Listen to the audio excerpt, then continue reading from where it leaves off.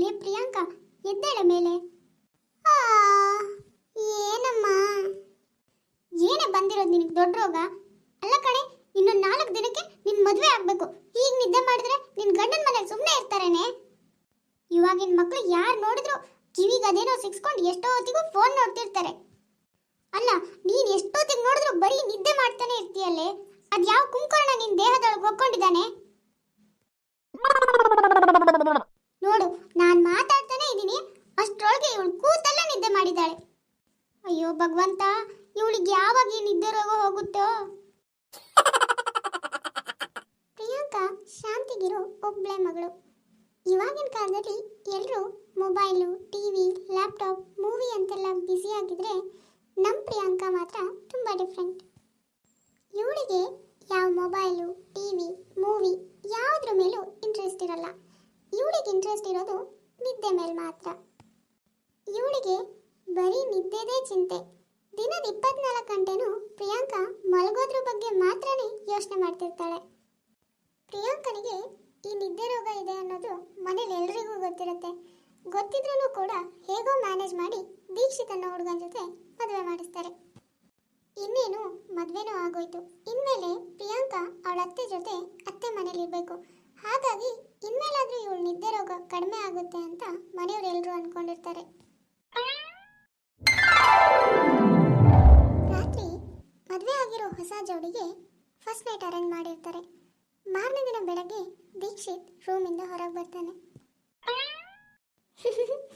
ಏನು ಮಗನೇ, ರಾತ್ರಿ ಫುಲ್ ಎಂಜಾಯ್ ಮಾಡಿದ್ಯೇನೋ? ಮದುವೆ ಮದುವೆ ಮದುವೆ ಅಂತಿದ್ಯಲ್ಲ, ಅಂತೂ ಮದುವೆನೂ ಆಯ್ತು, ಪ್ರಸ್ಥಾನೂ ಮಾಡ್ಕೊಂಡ್ಬಿಟ್ಟಿಯಲ್ಲೋ. ನನ್ನ ಮಗ ಇನ್ನೊಂದು ಸ್ವಲ್ಪ ದಿನಕ್ಕೆ ಮೊಮ್ಮಗನೂ ಕೊಡ್ತಾನೆ ನನಗೆ, ಅಲ್ವೇನೋ?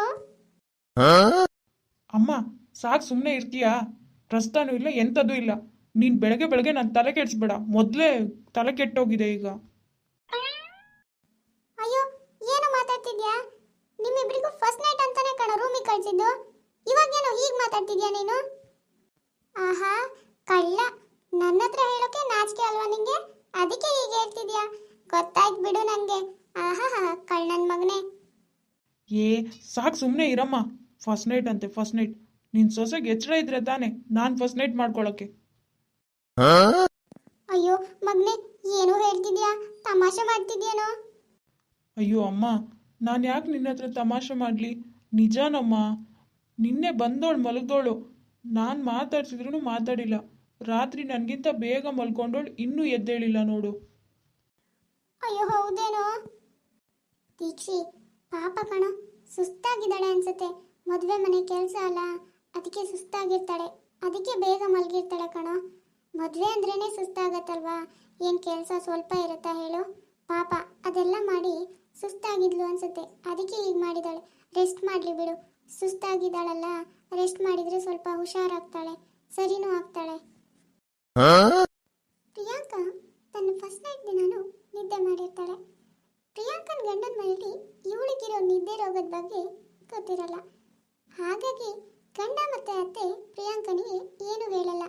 ಪಾಪ ಸುಸ್ತಾಗಿದ್ದಾಳೆ, ರೆಸ್ಟ್ ಮಾಡಿದರೆ ಸರಿ ಆಗ್ತಾಳೆ ಅಂತ ಅಂದ್ಕೊಂಡು ಸುಮ್ಮನಾಗ್ತಾರೆ. ಆದರೆ ಪ್ರಿಯಾಂಕಾ ಮಾತ್ರ ಊಟಕ್ಕೂ ಹೇಳಲ್ಲ, ತಿಂಡಿಗೂ ಹೇಳಲ್ಲ. ಅಪರೂಪಕ್ಕೆ ಊಟನೋ ತಿಂಡಿನೋ ಮಾಡಿಕೊಂಡು ಮತ್ತೆ ಮಲಗ್ತಾ ಇರ್ತಾಳೆ.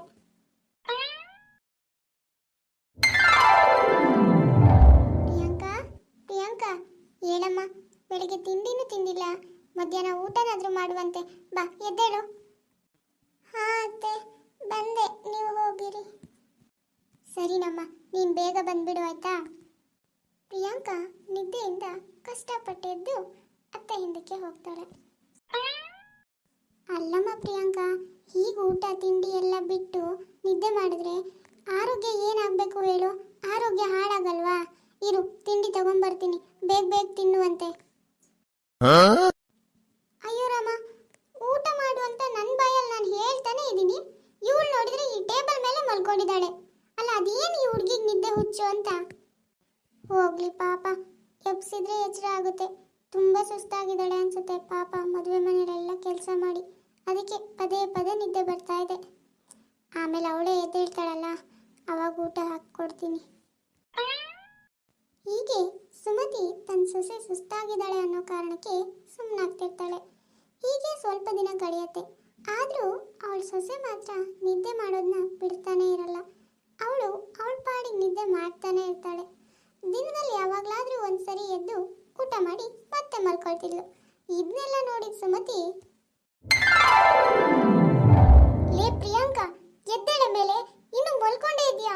ಗಂಟೆ 12 ಆಗಿದೆ. ಅದು ಕಂಡಲ್ಲೇ ಹೋಗಿ ಮಲ್ಕೋತೀಯಲ್ಲೇ. ಹಾ ಅತ್ತೆ, ಕರೆದ್ರಾ? ಏನ್ ಹೇಳಿ? ಅಲ್ಲ ಕಣೆ, ಮದ್ವೆ ಆಗಿ ಇಷ್ಟು ಟೈಮ್ ಆಗಿದೆ, ನಾನು ನೋಡ್ತಾನೆ ಇದ್ದೀನಿ.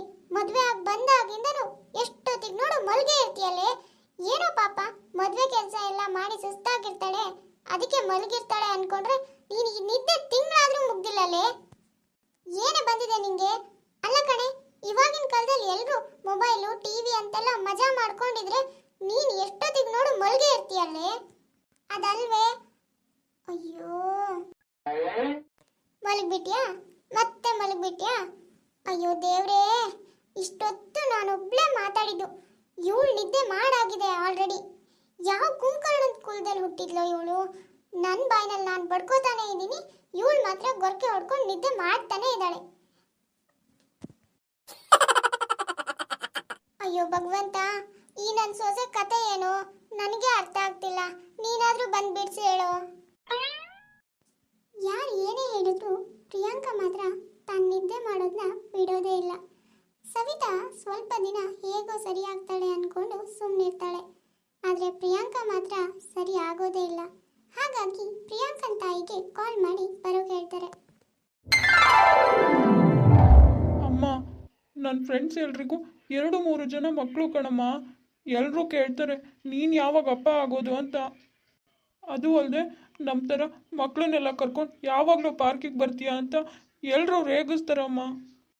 ಆದರೆ ಅವ್ರಿಗೇನು ಗೊತ್ತು ಹೇಳು, ಮದುವೆ ಆಗಿ ಇಷ್ಟು ತಿಂಗಳಾದರೂ ನನಗೆ ಫಸ್ಟ್ ನೈಟ್ ಕೂಡ ಆಗಿಲ್ಲ ಅಂತ.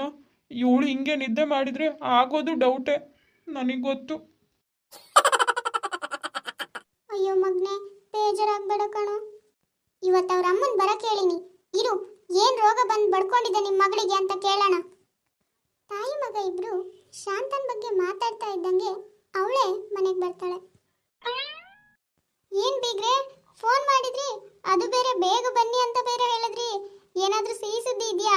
ನನ್ನ ಮಗಳು ಪ್ರೆಗ್ನೆಂಟ್ ಆಗಿದ್ದಾಳಾ ಏನೋ? ಅಯ್ಯಯ್ಯೋ, ಏನಿಬ್ರು ಹಿಂಗೆ ನನ್ನ ತಿನ್ನೋ ಥರ ನೋಡ್ತಿದ್ದಾರೆ. ಅಯ್ಯೋ ಭಗವಂತ, ಏನು ಮಾಡಿದ್ದಾಳೋ ಇವಳು, ಏನು ಕತೆನೋ ಈಗ. ಹೀ, ಏನು ಬೀಗ್ರೆ ಇಬ್ರು ಹಾಗೆ ನೋಡ್ತಿದ್ದೀರಾ? ಏನು ಸಮಾಚಾರ? ಸಿಹಿ ವಿಷಯ ಕೊಡೋಕೆ ನಿಮ್ಮ ಮಗಳು ಎಚ್ಚರ ಇದ್ರೆ ತಾನೆ. ಅಲ್ಲ, ಮದುವೆ ಆಗಿ ಬಂದಾಗಿಂದ ನೋಡ್ತಾ ಇದ್ದೀನಿ. ಅವಳು ಮದುವೆ ಆಗಿ ಬಂದ ಹೊಸ್ತ್ರಲ್ಲಿ ನಾನು ಮಾತಾಡಿದ್ದೆ ಅವಳ ಹತ್ರ. ಆಮೇಲೆ ಒಂದು ದಿನನೂ ಮಾತಾಡಿಲ್ಲ. ಅಲ್ಲ, ಯಾವಾಗ ಎದ್ದೆ ಇರ್ತಾಳೋ, ಯಾವಾಗ ಹೊಟ್ಟೆಗೆ ತಿಂತಾಳೋ ಆ ಭಗವಂತಿಗೆ ಗೊತ್ತು, ನಂಗಂತೂ ಗೊತ್ತಿಲ್ಲ. ಅದು ಏನು ಬಂದು ಬಡ್ಕೊಂಡಿದ್ಯೋ ನಿಮ್ಮ ಮಗಳಿಗೆ. ಪಾಪಿ, ಇಲ್ಲೂ ಕುಂಕರ್ಣಿ ಥರ ನಿದ್ದೆ ಮಾಡಿದಾಳೆ. ನನ್ನ ಮರ್ಯಾದೆ ಎಲ್ಲ ತೆಗಿತಿದ್ದಾಳೆ. ಅದು ಬೀಗ್ರೆ ಏನಂದ್ರೆ, ನಮಗೊಬ್ಳೆ ಮಗಳಲ್ವಾ, ಹಾಗಾಗಿ ತುಂಬ ಪ್ರೀತಿಯಿಂದ ನೋಡ್ಕೊಂಡ್ವಿ. ಯಾವ ಕೆಲಸನೂ ಮಾಡಿಸ್ತಿರ್ಲಿಲ್ಲ, ಎಲ್ಲ ಕೆಲಸನೂ ನಾನೇ ಮಾಡ್ತಿದ್ದೆ. ಹಾಗಾಗಿ ಅವಳು ಸ್ವಲ್ಪ ತುಂಬ ಫ್ರೀ ಆಗಿರ್ತಿದ್ಲು. ಅವಾಗ ಫುಲ್ ಫ್ರೀ ಇರ್ತಿದ್ಲಲ್ಲ, ಹಾಗಾಗಿ ನಿದ್ದೆ ಮಾಡ್ತಿದ್ಲು. ಅದಿವಾಗ ಅದೇ ಅಭ್ಯಾಸ ಮಾಡ್ಕೊಂಡ್ಬಿಟ್ಟಿದ್ದಾಳೆ. ಹಾಗಾಗಿ ಯಾವಾಗಲೂ ಮಲಗಿರ್ತಾಳೆ. ನನ್ನ ಕ್ಷಮಿಸ್ಬಿಡಿ ಬೀಗ್ರೆ, ನಿಮಗೆ ಮೊದಲೇ ಹೇಳಬೇಕಿತ್ತು.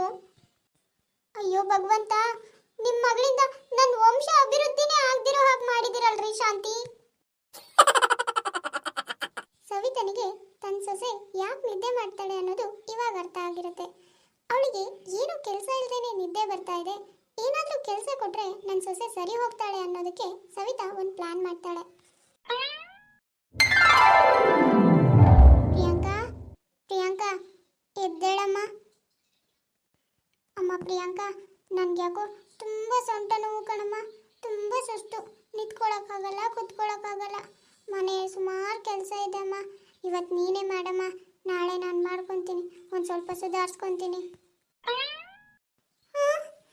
ಅಯ್ಯಯ್ಯೋ, ನಿದ್ದೆ ಬೇರೆ ಬರ್ತಾ ಇದೆ. ಅತ್ತೆ ನೋಡಿದ್ರೆ ಹೀಗೆ ಹೇಳ್ತಿದ್ದಾರೆ. ಬೇಗ ಬೇಗ ಎಲ್ಲ ಕೆಲಸ ಮಾಡಿಬಿಟ್ಟು ಬಂದು ಬೇಗ ಮಲ್ಕೊಂಡ್ಬಿಡ್ಬೇಕು. ಹಾಂ ಸರಿ ಅತ್ತೆ. ಪ್ರಿಯಾಂಕಾ ಬೇಗ ಬೇಗ ಎಲ್ಲ ಅಡುಗೆ ಮಾಡಿ ಇನ್ನೇನು ನಿದ್ದೆ ಮಾಡಬೇಕು ಅಂತ ಹೋಗ್ತಾ ಹೋಗ್ತಾ ಇರ್ತಾಳೆ. ಅಷ್ಟರಲ್ಲಿ ಅಮ್ಮ ಪ್ರಿಯಾಂಕಾ, ನಂದು ನಿನ್ನ ಗಂಡಂದು ಬಟ್ಟೆ ತುಂಬ ಇದ್ದಾವೆ ಕಣೆ, ಅವನ್ನೆಲ್ಲ ಇವತ್ತು ಒಗೆಯೋಣ ಅಂತ ಅನ್ಕೊಂಡಿದ್ದೆ ಕಣೆ. ನಂಗಂತೂ ಸೊಂಟ ನೋವು ನೋಡು, ಹೇಳೋಕ್ಕೂ ಆಗಲ್ಲ ಕೂರಕ್ಕೂ ಆಗಲ್ಲ ಕಣೆ. ಅವನ್ನೆಲ್ಲ ಸ್ವಲ್ಪ ಒಗೆದು ಒಣಗಾಕ್ತೀಯಮ್ಮ? ಛೇ, ತುಂಬ ನಿದ್ದೆ ಬರ್ತಿದೆ. ಇಲ್ಲಿ ನೋಡಿದ್ರೆ ಅತ್ತೆ ಎಷ್ಟೊಂದು ಕೆಲಸ ಹೇಳ್ತಿದ್ದಾರೆ. ಅಂದ್ರೆ ದಿನ ಅತ್ತೆ ಇಷ್ಟೆಲ್ಲ ಕೆಲಸ ಮಾಡ್ತಾ ಇದ್ರ? ಪಾಪ.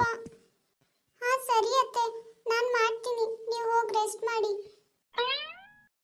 ಹೀಗೆ ಸವಿತಾ ತನ್ನ ಸೊಸೆಗೆ ದಿನದಲ್ಲಿ ಪೂರ್ತಿ ಕೆಲಸನೂ ಪದೇ ಪದೇ ಕರೆದು ಹೇಳ್ತಾ ಇರ್ತಾಳೆ. ಹಾಗಾಗಿ ಪ್ರಿಯಾಂಕನಿಗೆ ನಿದ್ದೆ ಮಾಡೋಕ್ಕೆ ಟೈಮೇ ಸಿಕ್ಕಿರಲ್ಲ. ಪ್ರಿಯಾಂಕಾ ಅತ್ತೆಗೆ ಹುಷಾರಿಲ್ಲ ಅಂತ ಪ್ರತಿದಿನನೂ ತಾನೇ ಕೆಲಸ ಮಾಡೋಕೆ ಸ್ಟಾರ್ಟ್ ಮಾಡ್ತಾಳೆ. ಹಾಗಾಗಿ ಅವಳಿಗೆ ಹಗಲು ನಿದ್ದೆ ಮಾಡೋ ಅಭ್ಯಾಸನೇ ಮರ್ತೋಗಿರುತ್ತೆ. ಏನು ಬಾರಿ ಬಾರಿ ಖುಷಿಯಾಗಿ ಬರ್ತಿದ್ಯಾ ಬೆಳಗ್ಗೆ ಬೆಳಗ್ಗೆನೆ? ಏನು ಸಮಾಚಾರ? ಏನಿಲ್ಲ ಅಮ್ಮ, ನಂಗೆ ನಾಚಿಕೆ ಆಗುತ್ತೆ, ಸುಮ್ಮನೆ ಇರ, ನೀನು ಹೋಗು.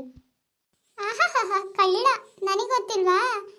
ರಾತ್ರಿ ಫಸ್ಟ್ ನೈಟ್ ಎಲ್ಲ ಜೋರಾಗಿ ನಡೀತು ಅನ್ಸುತ್ತೆ, ಅದಕ್ಕೆ ನಂಗೆ ಗೊತ್ತು. ಕಳ್ಳ ನನ್ನ ಹತ್ರನೇ ಮುಚ್ಚಿಡ್ತೀಯಾ? ಹೌದು, ಸವಿತಾ ಹೇಳಿದಾಗೆ ಪ್ರಿಯಾಂಕಾ ಮತ್ತೆ ದೀಕ್ಷಿತ್ಗೆ ಫಸ್ಟ್ ನೈಟ್ ಕೂಡ ಆಗುತ್ತೆ.